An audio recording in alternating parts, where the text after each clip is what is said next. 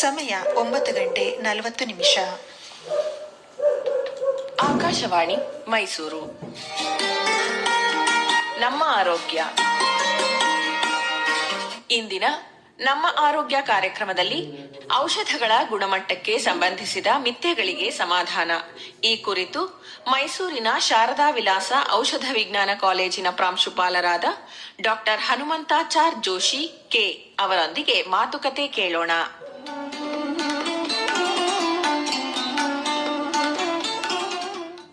ಕೇಳುಗರಿಗೆಲ್ಲ ನಮಸ್ಕಾರ. ನಮ್ಮ ಆರೋಗ್ಯ ಕಾರ್ಯಕ್ರಮಕ್ಕೆ ಸುಸ್ವಾಗತ. ಕೇಳುಗರೆ, ಔಷಧಗಳ ಗುಣಮಟ್ಟದ ಬಗ್ಗೆ ಸಾಕಷ್ಟು ಚರ್ಚೆಗಳು ನಡೀತಾನೆ ಇದ್ದಾವೆ. ಇತ್ತೀಚೆಗೆ ಜನರಿಕ್ ಔಷಧಿ ಅಥವಾ ಜನೌಷಧಿ ಕೇಂದ್ರಗಳ ಮೂಲಕ ದೊರೀತಾ ಇರತಕ್ಕಂತ ಔಷಧಿಗಳ ಬಗ್ಗೆ ಚರ್ಚೆ ನಡೀತಾನೆ ಇದೆ.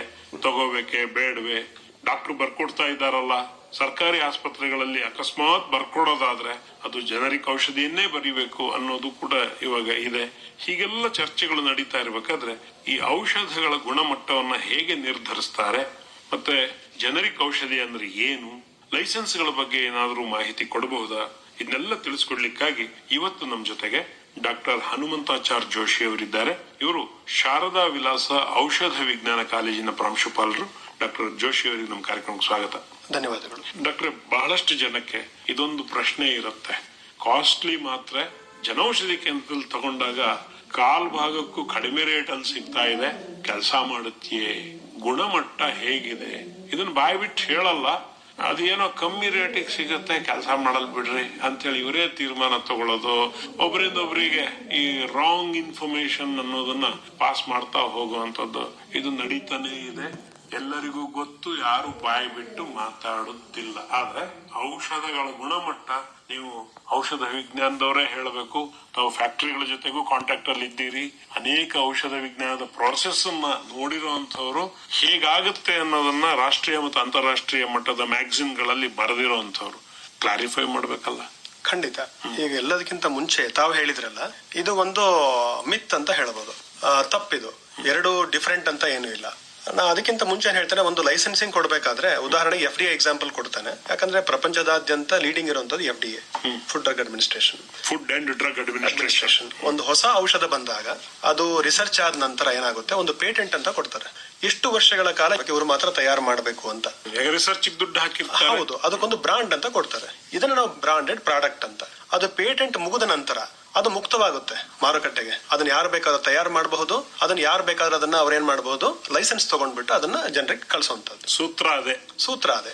ಜನರಿಕ್ ಡ್ರಗ್ಸ್ ಅಂದ್ರೆ ಏನಂತಂದ್ರೆ ಔಷಧಗಳನ್ನ ಅದರ ಹೆಸರಿಗೆ ಕೊಟ್ಟು ಮಾರುವಂತದ್ದು ಅಂತ. ಫಾರ್ ಎಕ್ಸಾಂಪಲ್ ಪ್ಯಾರಾಸಿಟಮಾಲ್ ಅಂತ, ಬ್ರಾಂಡ್ ನೇಮ್ ಯಾವುದೇ ಆಗಿರ್ಲಿ, ಪ್ಯಾರಾಸಿಟಮಾಲ್ ಇರುವಂತ ಕಂಟೆಂಟ್ ಅದು. ಪ್ಯಾರಾಸಿಟಮಾಲ್ ಅಂದ್ರೆ ಏನು, ಅದು ಜನರಿಕ್ ನೇಮ್ ಅದು. ಆದ್ರೆ ಅದರಲ್ಲಿ ಇರುವಂತದ್ದು ಕೆಮಿಕಲ್ ಏನು, ಅಸಿಟಾಮಿನೋಫೆನ್ ಅಂತ. ಅದು ಬಿಟ್ರೆ ಬೇರೆ ಇರ್ಲಿಕ್ಕೆ ಸಾಧ್ಯನೇ ಇಲ್ಲ. ಯಾವುದೇ ಔಷಧಗಳು ಬ್ರಾಂಡ್ ಆಗ್ಲಿ, ಅದು ಜನರಿಕ್ ಆಗ್ಲಿ, ಅದ್ರಲ್ಲಿರುವಂತ ಆಕ್ಟಿವ್ ಮಾಲಿಕ್ಯೂಲ್ ಬಂದ್ಬಿಟ್ಟು ಅದರ ಹೆಸರು ಬಂದ್ಬಿಟ್ಟು ಪ್ಯಾರಾಸಿಟಮಾಲ್ ಅಂತ ಮಾತ್ರ. ಈಗ ಆ ಬ್ರಾಂಡ್ ಗಳು ಯಾವ ತರ ಡಿಫ್ರೆಂಟ್ ಆಗುತ್ತೆ ಅಂತಂದ್ರೆ, ಈ ಜನರಿಕ್ ಡ್ರಗ್ ನ ಬ್ರಾಂಡ್ ಆಗಿ ಚೇಂಜ್ ಮಾಡ್ಲಿಕ್ಕೆ ಸಾಧ್ಯ ಇಲ್ಲ. ಅವರು ಕಂಟೆಂಟ್ ಏನಾಗುತ್ತೆ, ಆಕ್ಟಿವ್ ಕಾನ್ಸ್ಟೆಂಟ್ ಒಂದೇ ಇರುತ್ತೆ. ಅದ್ರ ಅಡಿಟಿವ್ಸ್ ಬೇರೆ ಇರುತ್ತೆ. ಬೈಂಡಿಂಗ್ ಏಜೆಂಟ್ ಬೇರೆ ಇರಬಹುದು, ಅದಕ್ಕೆ ಕೋಟ್ ಮಾಡಿರುವಂತ ಏಜೆಂಟ್ ಬೇರೆ ಇರಬಹುದು, ಫ್ಲೇವರಿಂಗ್ ಏಜೆಂಟ್ ಬೇರೆ ಇರಬಹುದು, ಕಲರಿಂಗ್ ಇದೆ, ಕೋಟಿಂಗ್ ಇರುತ್ತೆ. ಬಟ್ ಸುಮಾರು ಪ್ಯಾರಾಸಿಟಮಾಲ್ ಗಳಿಗೆ ಕಲರಿಂಗ್ ಅವಶ್ಯಕತೆ ಮಾಡಲ್ಲ. ನಾನು ಒಂದು ಎಕ್ಸಾಂಪಲ್ ಕೊಟ್ಟೆ. ಈಗ ಬರುವಂತದ್ದು ಅದರ ಆಕ್ಟಿವಿಟಿ ಬಗ್ಗೆ ಬರುವಂತದ್ದು. ಫಾರ್ಮಕಾಲಜಿಕಲ್ ಆಕ್ಷನ್ ಏನಿರುತ್ತೆ ಅಂತ ಅದನ್ನ ನಾವು ಬಯೋ ಈಕ್ವಿವ್ಯಾಲೆಂಟ್ ಅಂತ ಕರಿತೇವೆ. ಜನರಿಕ್ ಡ್ರಗ್ ಆಗ್ಲಿ, ಬ್ರಾಂಡೆಡ್ ಡ್ರಗ್ ಆಗ್ಲಿ, ಅವು ಬಯೋ ಈಕ್ವಿವ್ಯಾಲೆಂಟೇ. ಅದು ಚೇಂಜ್ ಆಗ್ಲಿಕ್ಕೆ ಸಾಧ್ಯನೇ ಇಲ್ಲ. ಈ ಅಡಿಟಿವ್ಸ್ ಏನಿದೆಯಲ್ಲ, they are chemically inert, pharmacologically inert ಅಂತಂದ್ರೆ ನಾವು ತಗೊಂಡಾಗ ಅದು ದೇಹದಲ್ಲಿ ಕರಗಿ ಔಷಧ ಆದಾಗ ಆಕ್ಷನ್ ತೋರಿಸಿದ್ರೆ ಫಾರ್ಮಕಾಲಜಿಕಲಿ ಆಕ್ಷನ್ ಇನ್ನು ಬೇರೆ ಇರೋದಿಲ್ಲ ಅದಕ್ಕೆ. ಅದು ಅಡಿಟಿವ್ಗೆ. ಪ್ಯಾರಾಸಿಟಮಾಲ್ಗೆ ಫೀವರ್ ಕಡಿಮೆ ಮಾಡುತ್ತೆ, ನೋವು ಕಡಿಮೆ ಮಾಡುತ್ತೆ. ಆದ್ರಿಂದ ಇದು ಮಿಥ್ಯೆ. ಇದು ಆದ್ರಿಂದ ಜಾಸ್ತಿಯಿಂದ ಕಡಿಮೆ ಅಂತ ಖಂಡಿತ ಇರಲ್ಲ. ಆದ್ರೆ ಮನುಷ್ಯನಿಗೊಂದು ಯೋಚನೆ ಇರುತ್ತೆ, ಸೈಕಲಾಜಿಕಲ್ ಎಫೆಕ್ಟ್ ಏನಂತಂದ್ರೆ, ಇದು ಕಲರ್ ಚೆನ್ನಾಗಿದೆ, ಮಾರ್ಕೆಟ್ಗೆ ಹೋದಾಗ ಪ್ಯಾಕಿಂಗ್ ಚೆನ್ನಾಗಿದೆ, ಕೊತ್ತಂಬರಿ ಸೊಪ್ಪಿದೆ, ಒಂದು ತುಂಬಾ ಚಿಕ್ಕದಿದೆ, ಒಂದು ದೊಡ್ಡದಿದೆ, ಕಂಟೆಂಟ್ ಅಂತೂ ಒಂದೇ ಇದೆ, ಸ್ವಲ್ಪ ಡಿಫರೆನ್ಸ್ ಇರಬಹುದು. ಅದು ಬಿಟ್ಬಿಟ್ರೆ ಇಲ್ಲಿ ಅಂತ ಡಿಫರೆನ್ಸ್ ಆಗೋದಿಲ್ಲ. It is bio equivalent. Change ಆಗ್ಲಿಕ್ಕೆ ಸಾಧ್ಯನೇ ಇಲ್ಲ. ಇಲ್ದಿದ್ರೆ ಮಾರ್ಕೆಟಿಗೆ ಬಿಡೋದೇ ಇಲ್ಲ. ಇದು ಗುಣಮಟ್ಟಕ್ಕೆ ಬಂದಾಗ ಎಷ್ಟೋ ಸರ್ತಿ ಏನಾಗುತ್ತೆ, ಕಮ್ಮಿ ರೇಟ್ ಅಲ್ವಾ ಅಂತ ಹೇಳಿ ಒಂದು ಭಾವನೆ ಬಿದ್ದು ಬಿಟ್ಟಿದೆ. ಹೌದು, ಈ ರೇಟಿನ ಪ್ರಶ್ನೆ ಬಂದಾಗ ಏನಾಗುತ್ತೆ, ನಾನು ಆಗ್ಲೇ ಹೇಳಿದೆ, ಒಂದು ಪೇಟೆಂಟ್ ಪ್ರಾಸೆಸ್ ಬರಬೇಕಾದ್ರೆ ಒಂದು ಔಷಧನ ಏನ್ ಮಾಡ್ಬೇಕು, ರಿಸರ್ಚ್ ಮಾಡಬೇಕು, ಅದನ್ನ ಪೇಟೆಂಟ್ ಫೈಲ್ ಮಾಡಬೇಕು, ನಂತರ ಅದು ಇನ್ವೆಸ್ಟಿಗೇಷನ್ ಆಗ್ಬೇಕು, ಆ ಪೇಟೆಂಟ್ ಆದ ನಂತರ ಆ ಪೇಟೆಂಟ್ ಅವರಿಗೆ ಟ್ರಾನ್ಸ್ಫರ್ ಆಗ್ಬೇಕು ಕಂಪನಿಗೆ, ಸಿಕ್ಕಾಪಟ್ಟೆ ಇನ್ವೆಸ್ಟ್ಮೆಂಟ್ ಮಾಡಿರ್ತಾರೆ, ಜೊತೆಗೆ ಅದು ಚೆನ್ನಾಗಿ ಕಾಣಬೇಕು. ಹಾಗಾಗಿ ಏನ್ ಮಾಡ್ತಾರೆ, ಅದಕ್ಕೊಂದು ಪ್ಯಾಕಿಂಗ್ ಮೆಥಡೇ ಬೇರೆ ಇರುತ್ತೆ, ಮಾರ್ಕೆಟಿಂಗ್ ಕೂಡ ಬೇಕಾಗುತ್ತೆ. ನಾವು ಅದನ್ನ ಪೇಪರ್ ನಲ್ಲಿ ಕೊಡಕ್ಕಾಗಲ್ಲ, ಟಿವಿನಲ್ಲಿ ಹೇಳಕ್ಕಾಗಲ್ಲ, ಡಾಕ್ಟರ್ಗಳ ಮಧ್ಯೆನೇ ಹೇಳಬೇಕು, ಮೆಡಿಕಲ್ ರೆಪ್ ಬೇಕಾಗುತ್ತೆ, ಕಂಪನಿಗಳು ಬೇಕಾಗುತ್ತೆ. ಹಾಗಾಗಿ ಸುಮಾರು ಹಣ ಅದರಲ್ಲಿ ಇರುತ್ತೆ. ಆ ಹಣ ರಿಕವರ್ ಮಾಡ್ಲಿಕ್ಕೆ ಇಷ್ಟು ವರ್ಷ ಅಂತ ಅವ್ರಿಗೆ ಕೊಟ್ಟಿರ್ತಾರೆ. ಅದು ಪೇಟೆಂಟೆಡ್ ರೈಟ್ ಅಂತ, ಪೇಟೆಂಟ್ಸ್ ಅಂತ ಕರೀತಾರೆ. ಆ ವರ್ಷಷ್ಟು ಆದ ನಂತರ ಇದು ಮುಕ್ತವಾಗಿರುತ್ತೆ, ಅದನ್ನ ಯಾರು ಬೇಕಾದ್ರೂ ತಯಾರು ಮಾಡಬಹುದು. ಹಾಗಾಗಿ ಏನಾಗುತ್ತೆ, ಈ ಮಾರ್ಕೆಟಿಂಗ್ ಕಾಸ್ಟ್ ಹೆಚ್ಚಾಗಿರುತ್ತೆ ಬಿಟ್ರೆ ಔಷಧದ ರೇಟ್ ಸೇಮೇ ಇರುತ್ತೆ. ನನ್ನ ಜೊತೆಗೆ ತೇಜಸ್ವಿನಿ ಗಿರೀಶ್ ಅವರು ಕೂಡ ಇದ್ದಾರೆ. ಅವರು ಇದಕ್ಕೆ ಸಂಬಂಧಪಟ್ಟ ಹಾಗೆ ಅನೇಕ ಅನುಮಾನಗಳನ್ನ ಹೊಂದಿದ್ದಾರೆ. ಅದಕ್ಕೆ ಸ್ವಲ್ಪ ತಾವು ಪರಿಹಾರ ಹೇಳಬಹುದು? ಖಂಡಿತ ಆಗ್ಲಿ. ಇವಾಗ ನೀವು ಹೇಳಿದ್ರಿ ಕಂಪನಿ ಔಷಧಿಗಳು ಪೇಟೆಂಟು, ಪ್ರೊಡಕ್ಷನ್ ಕಾಸ್ಟ್ ಮತ್ತೆ ಅಡ್ವರ್ಟೈಸ್ಮೆಂಟ್ ಕಾಸ್ಟ್, ಅವರ ಎಲ್ಲ ಕಾಸ್ಟ್ ಸೇರಿ ಅಷ್ಟು ಹಣ ಆಗತ್ತೆ ಅದಕ್ಕೆ ಅಂತ. ಆದ್ರೆ ಅದರಲ್ಲಿ 2-3 ಕಾಂಪೋಸಿಷನ್ಸ್ ಒಂದೇ ಮಾತ್ರೆಯಲ್ಲಿ ಇರುತ್ತೆ. ಆದ್ರೆ ನಾವು ಇವಾಗ ಜನರಿಕ್ ಹೋಗ್ತೀವಿ ಅಂತ ಅಂದ್ರೆ ಅಲ್ಲಿ 2-3 ಮಾತ್ರೆನೆ ನುಂಗ್ಬೇಕಾಗತ್ತೆ ನಾವು. ಒಂದು ಮಾತ್ರೆ ಅಂದ್ರೆ ಇವಾಗ ಮೆಟ್ಫಾರ್ಮಿನ್ ಅಥವಾ GP2 ಆತರ ಏನೋ ಒಂದು ನಾವು ಡಯಾಬಿಟಿಸ್ ಒಂದು ಮಾತ್ರೆ ನುಂಗ್ತೀವಿ ಅಂತ ಅಂದ್ರೆ 2-3 ಮಾತ್ರೆ ನುಂಗ್ಬೇಕಾಗತ್ತೆ. ಕಾಂಬಿನೇಷನ್ ಡ್ರಗ್ ಆಗುದಿಲ್ಲ, ಅವಾಗ ಅದು ಅಷ್ಟು ಪರಿಣಾಮಕಾರಿಯಾಗಿ ಇರತ್ತ. ಇದನ್ನ ನಾವು ಮೆಡಿಕೇಶನ್ ಅಡರೆನ್ಸ್ ಅಂತ ಕರಿತೇವೆ ನಮ್ಮ ಟರ್ಮ್ಸ್ ಅಲ್ಲಿ. ಉದಾಹರಣೆಗೆ ನೀವು ಡಯಾಬಿಟಿಸ್ ಎಕ್ಸಾಂಪಲ್ ಕೊಟ್ರಿ, ಅದರಲ್ಲಿ ಒಂದು ಬಂದ್ಬಿಟ್ಟು ಯಾವ್ದು ಮೆಟ್ಫಾರ್ಮಿನ್, ಇನ್ನೊಂದು GP1 ಗ್ಲಿಪ್ರೈಡ್ ಅಂತ ಹೇಳಿದ್ರಿ. ಈಗ ಆಕ್ಚುಲಿ ಸರಿಯಾಗಿ ನೋಡ್ಕೋಬೇಕಾದ್ರೆ 2 ಸಪರೇಟ್ ತಗೋಬೇಕು. ಪ್ರಾಬ್ಲಮ್ ಏನಾಗುತ್ತೆ, ಸಪರೇಟ್ ತಗೊಳ್ಳಿಕ್ಕೆ ಆಗೋದಿಲ್ಲ, ಮರ್ತೋಗ್ಬಿಡ್ತಾರೆ ಅನ್ಕೊಂಡ್ಬಿಟ್ಟು ಅದನ್ನ ಪೇಷಂಟ್ ಮೆಡಿಕೇಶನ್ ಅಡರೆನ್ಸ್ ಅಂತ ಕರೆದು ಜೊತೆಗೆ ಕೊಡ್ತಾರೆ. ಜೊತೆಗೆ ಕೊಟ್ಟ ಕೂಡಲೇ ಆಕ್ಷನ್ ಜಾಸ್ತಿ ಆಗುತ್ತೆ, ಸಪರೇಟ್ ತಗೊಂಡಾಗ ಆಕ್ಷನ್ ಕಡಿಮೆ ಆಗುತ್ತೆ ಅಂತ ಖಂಡಿತ ಅಲ್ಲ. ಯಾಕೆಂದ್ರೆ ಅದರ ಕ್ಯಾಟಗರಿಗಳೇ ಬೇರೆ, ಬೈಗ್ವಾನೆಟ್ಸ್ ಬೇರೆ, ಮೆಟ್ಫಾರ್ಮಿನ್, ಫೆನ್ಫಾರ್ಮಿನ್ ಬೇರೆ. ಆದ್ರಿಂದ ಅದನ್ನ ಸಪರೇಟ್ ಜೊತೆ ಮಾಡೋದು ಯಾಕೆ ಅಂತಂದ್ರೆ ಪೇಷಂಟ್ಸ್ ಗಳಿಗೆ ಹೆಲ್ಪ್ ಆಗ್ಲಿ ಅಂತ, ಮರಿಬಾರ್ದು ಅಂತ. ಅನಂತರ ಏನಾಗುತ್ತೆ, ಉದಾಹರಣೆಗೆ ಊಟ ಆಗಿರುತ್ತೆ, ಒಂದು ಗ್ಲೈಕೋಮೆಟ್ ತಗೊಂಡ್ಬಿಡ್ತಾರೆ, ಇಮಿಡಿಯೇಟ್ ಆಗಿ ಒಂದು 15 ನಿಮಿಷ ಮುಂಚೆ ನಂತರ ತಗೋಬೇಕು. ಅವ್ರು 1 ಗಂಟೆ ಲೇಟ್ ಆಗಿ ಮಾಡ್ಬಿಟ್ರೆ ಏನಾಗುತ್ತೆ, ಏರುಪೇರಾಗುತ್ತೆ ಅಂತ ಒಂದು ಉದ್ದೇಶದಿಂದ ಅದನ್ನು ಮಾಡಿರುವಂತದ್ದು. ಆದ್ರೆ ಮನೆಯಲ್ಲಿ ವಯಸ್ಸಾದವ್ರು ಇದ್ರೆ ನಾನು ಒಂದೇ ಮಾತ್ರೆ ನುಂಗ್ತಾ ಇದ್ದೆ, ನೀನು 2 ಮಾತ್ರೆ ನುಂಗು ಅಂತ ಹೇಳ್ತೀಯ, ನಾನ್ ತಗೊಳಲ್ಲ. ಇಲ್ಲ, ಅದನ್ನ ತಿಳಿಸಿ ಹೇಳ್ಬೇಕು. ಉದಾಹರಣೆಗೆ ಅವ್ರಿಗೆ ತಿಳಿಸಿ ಹೇಳ್ಬೇಕು, ಇದಂದ್ರೆ ಏನು ಅಂತ. ಇನ್ನೊಂದೇನಂದ್ರೆ ಯಾವುದೇ ಒಬ್ಬ ಪೇಷಂಟ್ಗೆ ಇದರ ಬಗ್ಗೆ ಸಂಪೂರ್ಣ ಮಾಹಿತಿ ಇರಲೇಬೇಕು. ಯಾಕೆ ಅಂತಂದ್ರೆ ನೋಡಿ, ಆತರ ನೋಡ್ಕೊಂಡ್ರೆ ರೇಟ್ ಕಡಿಮೆ ಇರಬೇಕಲ್ವಾ, ಕಂಬೈನ್ ಮಾಡಿದ್ದು. ಈಗ ನೀವು ಗ್ಲೈಕೋಮೆಟ್ ಪ್ಲಸ್ GP1 ಅಥವಾ GP2 ಅಂತ ಹೇಳಿದ್ರಿ, ಅದನ್ನ ಗ್ಲೈಕೋಮೆಟ್ GP ಅಂತ ಕರೀತಾರೆ, ಅದು GP2 ಅಂತ ಕರೀತಾರೆ. ಡಿಫರೆನ್ಸ್ ಕಡಿಮೆ ರೇಟ್ ಕಡಿಮೆ ಆಗ್ಬೇಕಾ ಅಲ್ವಾ? ಯಾಕಂದ್ರೆ ಅದು ಪ್ಯಾಕಿಂಗ್ ರೇಟ್ ಕಡಿಮೆ ಆಯ್ತಲ್ವಾ, ಮಾರ್ಕೆಟಿಂಗ್ ರೇಟ್ ಕಡಿಮೆ ಆಯ್ತಲ್ವಾ. ನಾವು ವಿದ್ಯಾವಂತರು, ತಿಳ್ಕೊಂಡವರು, ತಿಳ್ಕೋಬೇಕು.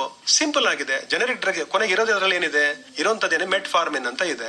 ಅದೇನಾಗುತ್ತೆ, ಗ್ಲೂಕೋಸ್ ಕಾನ್ಸಂಟ್ರೇಷನ್ ಕಡಿಮೆ ಮಾಡುತ್ತೆ, ಕಂಟ್ರೋಲ್ ತರುತ್ತೆ. ಯಾವಾಗ ಅದನ್ನ ಕಂಟ್ರೋಲ್ ಮಾಡ್ಲಿಕ್ಕೆ ಆಗದೆ ಇದ್ದಾಗ ಗ್ಲಿಪ್ರೈಡ್ ಕೊಡ್ತಾರೆ, GP1 ಆಗಿದ್ರೆ GP2 ಕೊಡ್ತಾರೆ, ಅದಿರುವಂತದ್ದು. ಹಾಗಾಗಿ ಅದಕ್ಕೋಸ್ಕರ ಹೆಚ್ಚು ಕಡಿಮೆ ಅಂತ ಅಲ್ವೇ ಅಲ್ಲ, ಅದನ್ನ ನಾವು ಮೊದಲು ತಿಳ್ಕೊಂಡು ತಗೋಬೇಕು.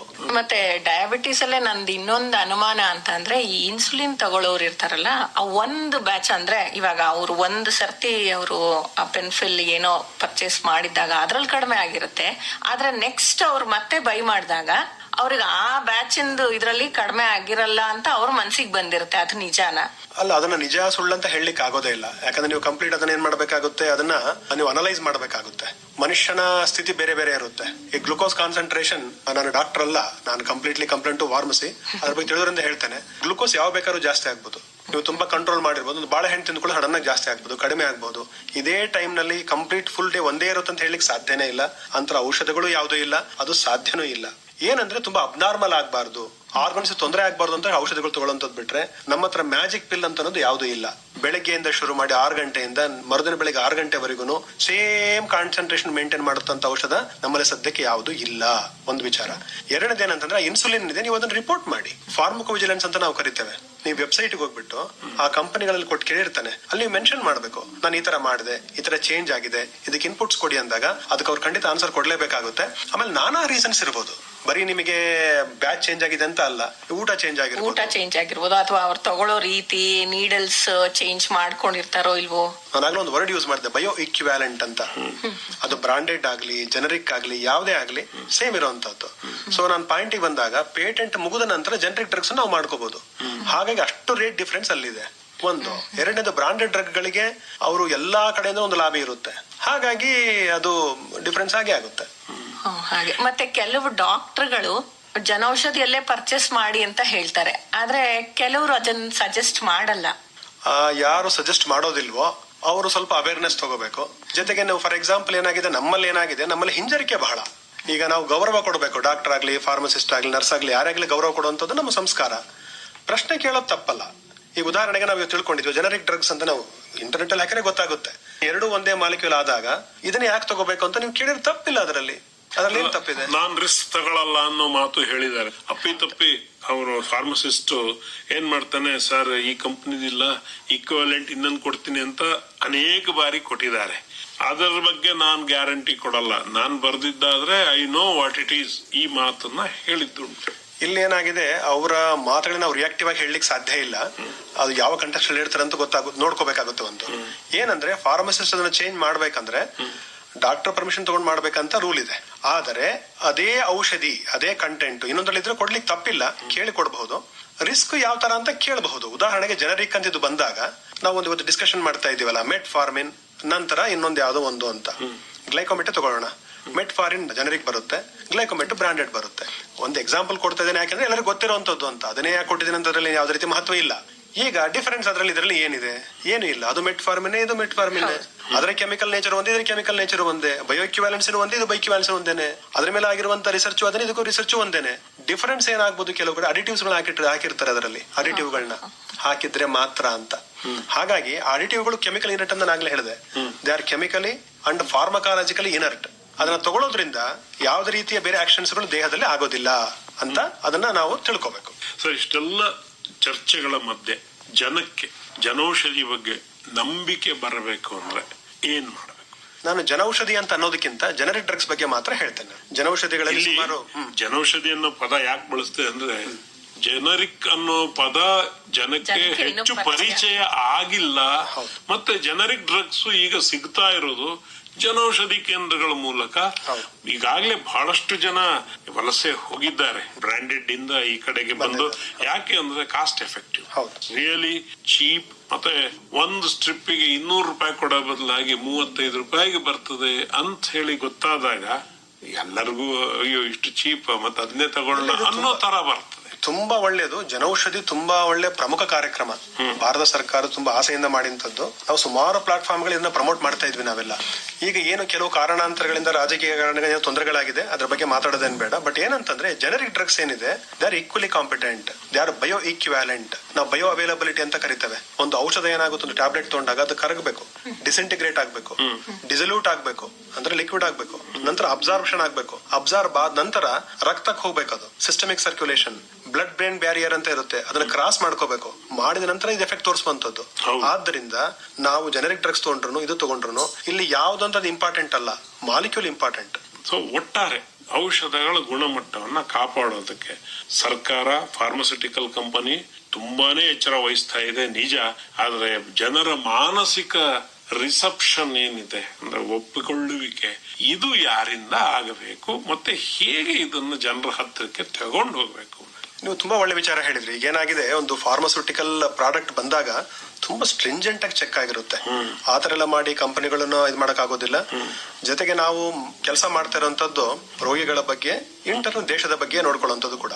ಹಾಗಾಗಿ ಏನಾಗುತ್ತೆ, ಕೆಲವು ಬೇರೆ ವಿಚಾರಗಳಿಂದ ಕೆಲವರು ಬೇರೆ ತಪ್ಪು ಹಾದಿ ಹಿಡಿದು ಮಾತಾಡಬಹುದಾಗ್ಲಿ, ಇದು ಸಾಧ್ಯನೇ ಇಲ್ಲ. ಗುಣಮಟ್ಟದ ಬಗ್ಗೆ ಚಿಂತೆ ಬೇಡ. ಗುಣಮಟ್ಟ ಖಂಡಿತ ಇಲ್ಲದೆ ಮಾರ್ಕೆಟಿಗೆ ಬರೋದೇ ಇಲ್ಲ. ಜನರಿಕ್ ಆಗ್ಲಿ ಬೇರೆನೇ ಆಗ್ಲಿ, ಅದ್ರ ಬಗ್ಗೆ ವಿಶ್ವಾಸ ಇರಲಿ. ಬಹುಶಃ ಇದ್ರ ಬಗ್ಗೆ ಚರ್ಚೆ ಮಾಡ್ತಾ ಹೋದ್ರೆ ಅನೇಕ ವಿಚಾರಗಳು ಇನ್ನೂ ಇದ್ದಾವೆ. ಆದ್ರೆ ಜನರಿಕ್ ಡ್ರಗ್ ಗಳು ತಗೊಳ್ಳೋದ್ರಲ್ಲಿ ಯಾವುದೇ ತೊಂದರೆ ಇಲ್ಲ ಅನ್ನೋದು ಈಗಾಗಲೇ ಡ್ರಗ್ಗಿಸ್ಟ್ಗಳು ಮತ್ತೆ ಡಾಕ್ಟರ್ಗಳು ಒಪ್ಕೊಂಡಿರೋಂತ ಮಾತಾದ್ರಿಂದ ಅದ್ರ ಬಗ್ಗೆ ಯೋಚನೆ ಮಾಡ್ಲಿ ಅಂತ ಹೇಳೋಣಂತೆ. ಡಾಕ್ಟರ್ ಹನುಮಂತಾಚಾರ್ಯ ಜೋಶಿ ಅವರೇ, ತಾವು ಫಾರ್ಮಸಿಸ್ಟ್ ಆಗಿ, ರಿಸರ್ಚರ್ ಆಗಿ, ಮತ್ತೆ ಔಷಧ ವಿಜ್ಞಾನದ ಪ್ರಾಂಶುಪಾಲರಾಗಿ ಇಷ್ಟೆಲ್ಲ ವಿಷಯಗಳನ್ನ ತಿಳಿಸಿಕೊಟ್ಟಿದ್ದೀರಿ. ಇದಕ್ಕಾಗಿ ತಮಗೆ ತುಂಬ ಧನ್ಯವಾದಗಳು. ನಮಸ್ಕಾರ. ನಮಸ್ತೆ.